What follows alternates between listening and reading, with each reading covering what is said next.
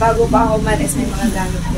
Hello po ate and kuya, hindi na po ulit kami mahihirapan sa uling. Thank you po sa pagas. Hindi na po kami mahihirapan magluto. Yo, what's up? Magandang hapon po sa inyong lahat. Dito tayo ngayon sa bahay. Ngayon po ay pupunta tayo doon kanila Nona and Badet para ibili sila ng gasol, no? Yung gas nila ay pakaragahan. Salamat sa nag-sponsor kay ate and kuya, no? So yan, punta tayo doon at sabi ni ate and kuya, ang masusubra daw ay ipagluto ko sila ng kaldereta, no? Para sa hapunan mamaya. Ang request ay hapunan para andun daw yung dalawa, no, para ipon, no. Yun, at kaninang umaga paghatid ko kay Nini, nagbili na ako ng karne na buto-buto. Ang nabili natin ay yung part ng ribs, no, para sabi ko kung bibiling mamayang hapon baka maubusan na. Kaya ang ginawa ko, bumili na ako ng 1.5 kilo. Oops guys, clarification lang po, 2.5 kilo po yun. 200 yung 1 kilo, no. Ayan, at kaya pinalagay ko na doon. Inatid ko doon kanina at pinalagay ko sa freezer. So ngayon pupunta na tayo doon. Okay, let's go.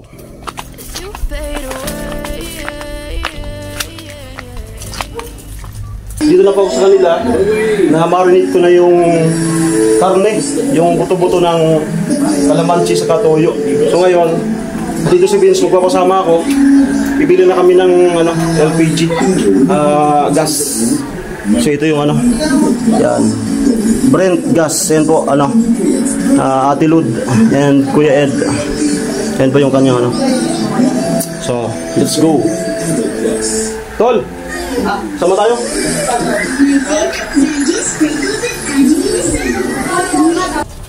Angkas kami dun sa motor ni Vince.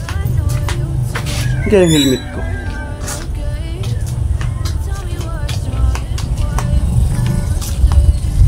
Alam mo yun?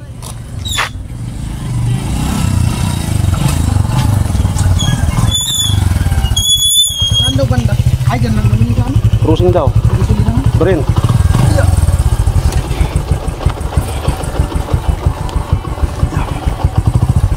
Yeah. Jeep.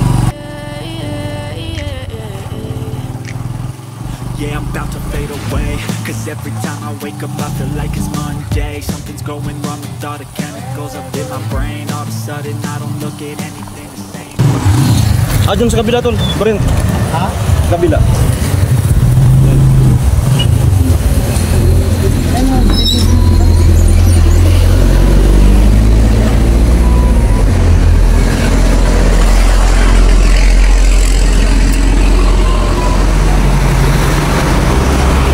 Boss.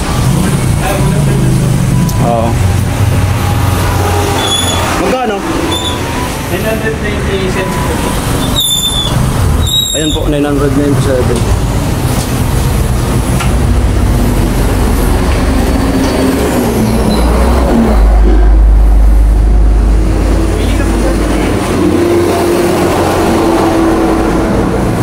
Ayan, pili tayo.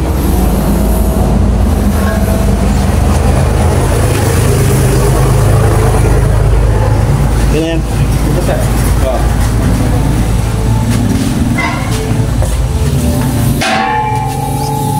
Ayun. Nice. Okay.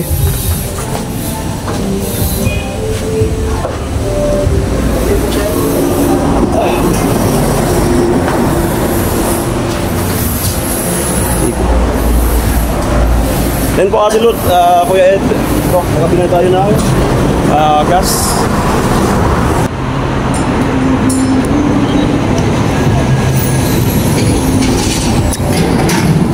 Nakabidyo to.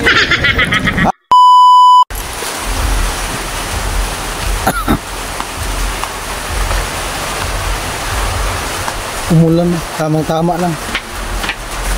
Tao po, deliver po. Shopee. Nakontak mo na dit. Madilimhan. Umulan.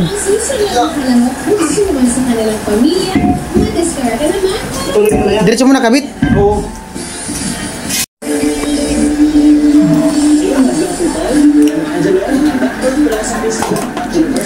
kakabit yung ano.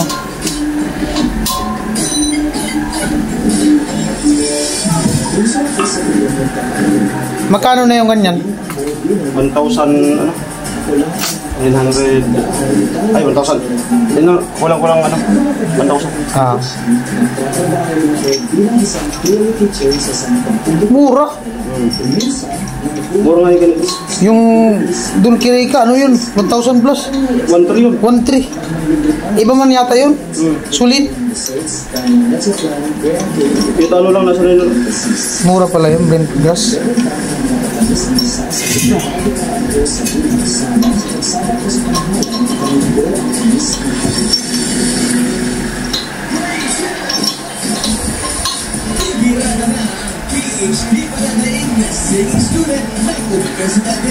Labas mo muna. Haba mo muna.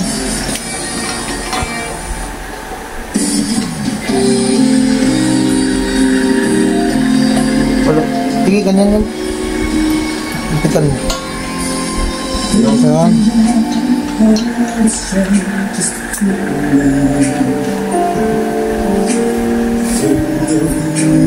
Ganda ng busis Puro may mga maganda dyan ang busis. Wala man sumasaling pangit ang busis dyan. Nagugong lang dahil sa judges.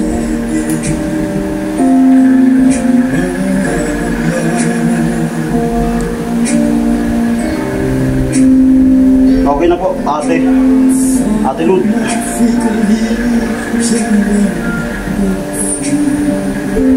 Parang Erickson yung busis. Kinain.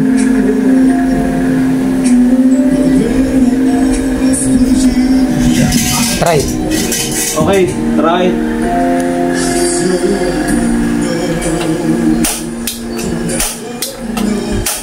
Diin.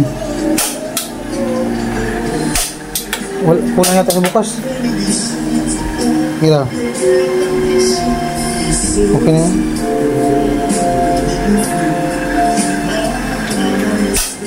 Yan na. Okay na po. Natulog. Ayan. Thank you, Tol. Ayun, TV. Okay, functionable. Finish mo na rin. Hello po, Kuya and Ate. Thank you po sa gas. Bago pa ako umalis, may mga gamit po. Salamat po. Ingat po kayo palagi. Badet. Hello po Ate and Kuya. Thank you so much po sa pag-sponsor ng gas po. Thank you po kasi hindi na po ulit kami mahihirapan sa uling. Thank you so much po. At syempre, yung sobra daw, may pakaldereta. Kaya magkakaldereta ako. Hindi ko nga maaabutan ni Saya. Sobre sa alis. Kala ko kasi matagal ka pa. Ang Manila. Apo. Okay. Thank you so much. At ito sino nakakarating lang? Galing school. Kaya na. Meron na ulit kayo gas. Para hindi na kayo mahirapan sa umaga. Ate and Kuya. Hello po Ate Kuya. Thank you po sa pag-gas. Hindi na po kayo mahirapan magluto sa uling. Bis ka na. Vlog tayo. Magluluto ako. Binuki. Ay, naka-vlog.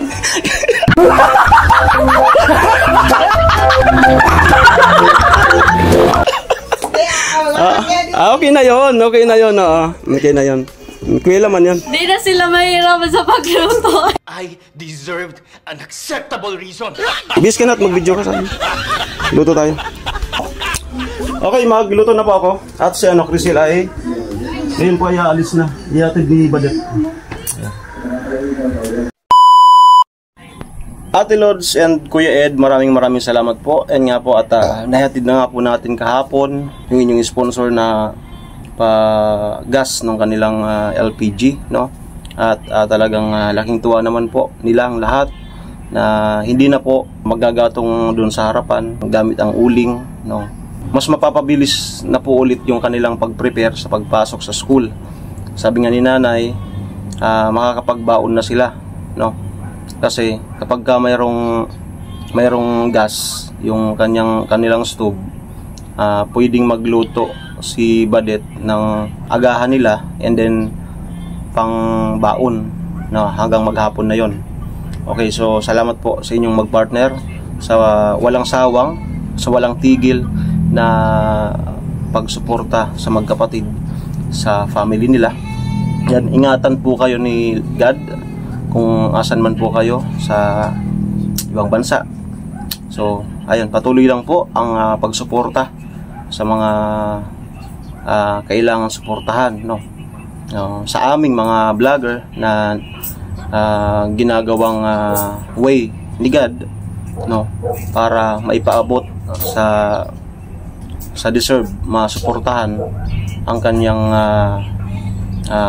pagmamahal, no, sa ating lahat, no. Kami pong mga vlogger ay way lang po ni God, no. Siya po yung nagdidikta sa atin, no. So cycle lang po, no. Kaming mga vlogger, mga sponsor, and then going to kung sino yung subject, no. Kami po ang Team Pahuay ay natutuwa at hindi po kayo bumibitaw. Sana po samahan niyo po kami hanggang sa mga upcoming pang project, no. So yun, dito lang naman po kami para magpagamit sa inyo. Yan. Thanks God. At ayan, nabigyan natin ng ngiti sila, no. Sabi nga ni Crisel, bago daw siya bumalik ng Manila ay mayroon ulit silang actually po yung isang ganun na tangki sa kanila medyo matagal naman po, no. Kasi yung kakatapos lang na karga nun, yun na yung ginamit pa namin nung kami nandun, no. So matipid, lagpas sa buwan. So ano pa kaya ngayon na wala na kaming gawa dun, mas mapapahaba yung yung bago maubos yung karga nun. Okay po, so maraming salamat po ulit kay Ate Lod and Kuya Ed. Hanggang sa muli, hanggang dito lang po muna itong video na to. Sineparate vlog ko po yung yung pagluto ng kaldereta. Yun po yung next upload natin baka mamayang gabi. Okay? Maraming salamat sa mga Ginalamid Striker. Nag-ingat po tayo lagi. Yan. God bless po. Bye-bye.